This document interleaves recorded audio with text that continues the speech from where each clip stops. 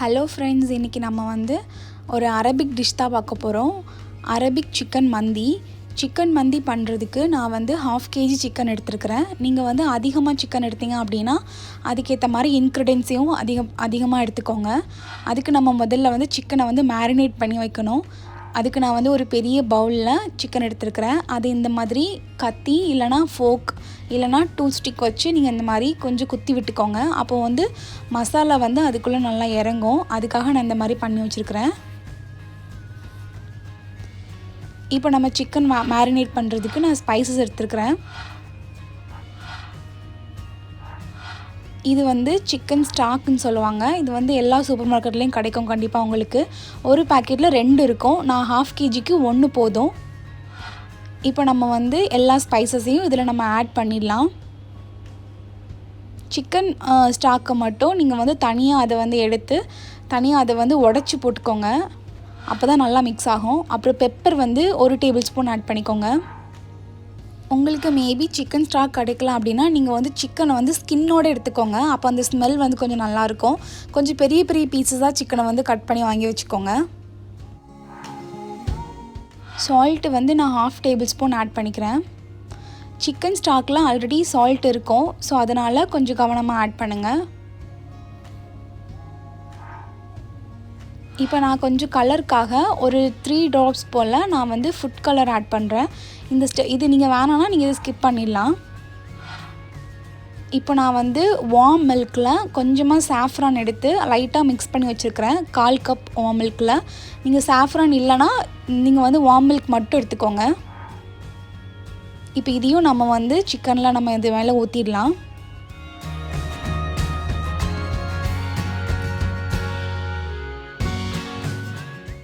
அப்புறம் இதில் நம்ம வந்து வேறு தண்ணி எதுவுமே ஆட் பண்ண போகிறதில்ல. ஃபுல்லாகவே ஆயில் தான் நம்ம ஆட் பண்ணுறோம்.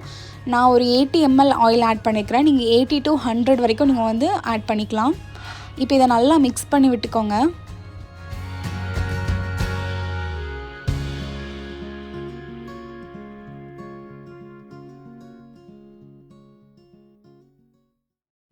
இதை நல்லா மிக்ஸ் பண்ண அப்புறமா நம்ம வந்து மினிமம் ஒரு 1/2 an hour நம்ம வந்து ஃப்ரிட்ஜில் வந்து வைக்கணும். நீங்கள் வந்து ஃப்ரீசரில் வைக்கணும்னு அவசியம் இல்லை. ஃப்ரிட்ஜில் வச்சா போதும். மேக்ஸிமம் 1 hour வரைக்கும் வச்சுக்கோங்க. நெக்ஸ்ட்டு ரைஸை வந்து ஊற வச்சிடலாம். 1/4 கிலோ ரைஸ் எடுத்திங்க அப்படின்னா 1/2 kg சிக்கன் எடுக்கணும். 1/2 kg ரைஸ் எடுத்திங்க அப்படின்னா 1 kg சிக்கன் எடுக்கணும். ரைஸை விட சிக்கன் வந்து அதிகமாக எடுத்துக்கோங்க. அப்போ தான் நல்லாயிருக்கும். நெக்ஸ்ட்டு கொஞ்சமாக கொத்தமல்லி இலை, அப்புறம் வந்து கொஞ்சமாக புதினா இலை கட் பண்ணி வச்சுருக்கிறேன். சிக்கன் வந்து மேரினேட் பண்ணி கரெக்டாக 1 hour ஆகுது. இப்போ அதை வெளியே எடுத்துகிட்டு இதை நம்ம ஸ்டவ்வில் வச்சிடலாம். இது மேலே புதினா இலையும் கொத்தமல்லி இலையும் ஆட் பண்ணிக்கோங்க.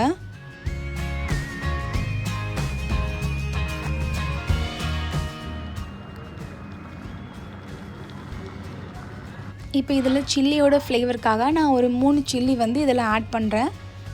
இப்போ இதை வந்து ஒரு லிட்டை வச்சு க்ளோஸ் பண்ணி வச்சுக்கோங்க. இப்போ நம்ம வந்து ரைஸ் வந்து குக் பண்ணிடலாம். அதுக்கு நான் வந்து தண்ணி எடுத்து வச்சுருக்கிறேன். ரைஸ் கூட சேர்த்து பாயில் பண்ணுறதுக்கு 2 ஏலக்காய், 2 கிராம்பு, ஒரு பட்டை, அப்புறம் ஒரு ட்ரை லெமன் கிடைக்கல அப்படின்னா நீங்கள் வந்து ஸ்கிப் பண்ணிவிடுங்க. அப்படி இல்லைனா லெமனோட தோலை கூட நீங்கள் துருவி போட்டுக்கலாம். இந்த லெமன் வந்து நார்மல் லெமனை உப்பு தண்ணியில் வந்து நல்லா கொதிக்க வச்சுட்டு அதை வந்து வெயிலில் நல்லா நீங்கள் வந்து காய வச்சிங்க அப்படின்னா ட்ரை லெமன் உங்களுக்கு கிடச்சிரும். பட் அது கொஞ்சம் டைம் எடுத்துக்கும்.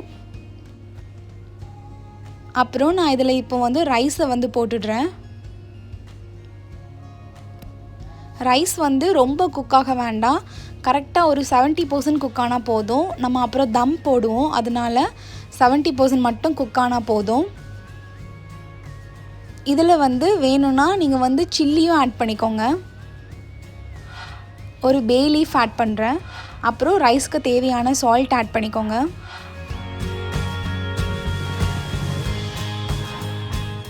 இப்போ சிக்கன் வச்சு கரெக்டாக ஒரு 10 minutes ஆகுது. இப்போ நம்ம வந்து சைடை வந்து சேஞ்ச் பண்ணி போட்டுடலாம்.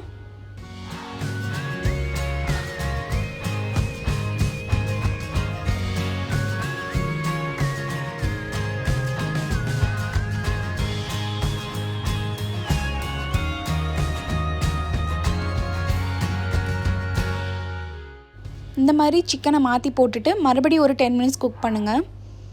அந்த கேப்பில் இப்போ நமக்கு ரைஸ் நல்லா குக் ஆகிடுச்சு. ரைஸ் குக் ஆகிறதுக்கு 3 to 4 minutes மட்டும்தான் ஆகும். இது இப்போ நம்ம வந்து வடிகட்டிடலாம்.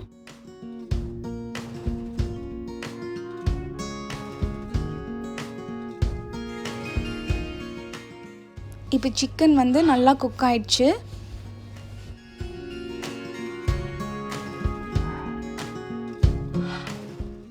நம்ம வந்து ஸ்டவ் ஆஃப் பண்ணிடலாம்.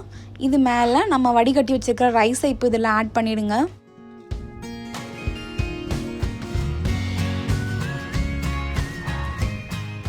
இப்போ நான் வந்து கொஞ்சமாக எல்லோ ஃபுட் கலர் வந்து தண்ணியில் வந்து கரைச்சி வச்சுருக்கிறேன். ஒரு 3 டேபிள் ஸ்பூன் போல் ஆட் பண்ணால் போதும். லைட்டாக அங்கங்கே ஆட் பண்ணுங்கள். அப்போ அது வந்து பார்க்குறதுக்கு நல்லாயிருக்கும். நெக்ஸ்ட்டு தம் போடணும். தம் போடுறதுக்கு ஒரு தோசைக்கல் மேலே நம்ம வச்சுருக்க அந்த பேனை வந்து மேலே வச்சுட்டு லோ ஃப்ளேமில் வச்சு 15 minutes குக் பண்ணுங்கள். அப்போ நல்லா குக் ஆகிடும். நெக்ஸ்ட்டு சார்கோல் வைக்கணும். சார்கோல் வந்து கண்டிப்பாக எல்லாருக்கிட்டையுமே கிடைக்கும். அப்படி சார்கோல் கிடைக்கல அப்படின்னா தேங்காய் சிரட்டை எடுத்துகிட்டு அதை நல்லா நெருப்பில் காட்டிட்டு இந்த மாதிரி எடுத்துக்கோங்க. அதில் நான் வந்து 1 டேபிள் ஸ்பூன் கீ அல்லது ஆயில் எடுத்துக்கிறேன். இந்த புகை வந்து நல்லா ரைஸில் இறங்கும். அதனால் நம்ம வந்து உடனே லிட்டை வச்சு க்ளோஸ் பண்ணி வச்சிடணும். இப்படி நார்மலாகவும் க்ளோஸ் பண்ணி வைக்கலாம். அப்படி இல்லைனா அலுமினியம் ஃபாயிலை வச்சு கவர் பண்ணிவிட்டு அதுக்கப்புறமா லிட்டை வச்சு க்ளோஸ் பண்ணி வச்சுக்கோங்க. 15 minutes ஆயிடுச்சு. இப்போ நம்ம வந்து ஓப்பன் பண்ணி நம்ம பார்த்துடலாம்.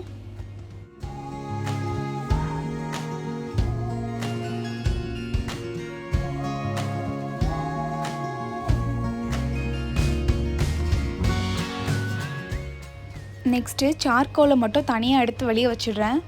இப்போது ரைஸ் வந்து உடஞ்சிடாமல் மெதுவாக நம்ம உள்ளே இருக்கிற சிக்கனை மட்டும் தனியாக நம்ம எடுத்து வச்சுக்கலாம்.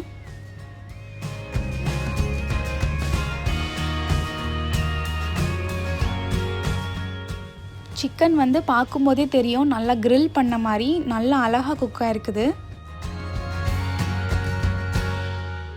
சிக்கன் பீசஸ் எல்லாம் நம்ம எடுத்த அப்புறமா அந்த மசாலா கூட அந்த ரைஸை வந்து நல்லா வந்து மிக்ஸ் பண்ணி விட்டுடுங்க. ரைஸ் உடஞ்சிடாமல் கொஞ்சம் மெதுவாக நல்லா மிக்ஸ் பண்ணி விட்டுக்கோங்க. நான் வந்து ஒரு 3 பேர் சாப்பிட்ற மாதிரி நான் வந்து இன்றைக்கி ரைஸ் பண்ணியிருந்தேன். ஸோ நீங்கள் வந்து எக்ஸ்ட்ரா பண்ணுறீங்க அப்படின்னா ஸ்பைசஸ் எல்லாமே நீங்கள் வந்து டபுளாக வந்து இன்க்ரீஸ் பண்ணிக்கோங்க.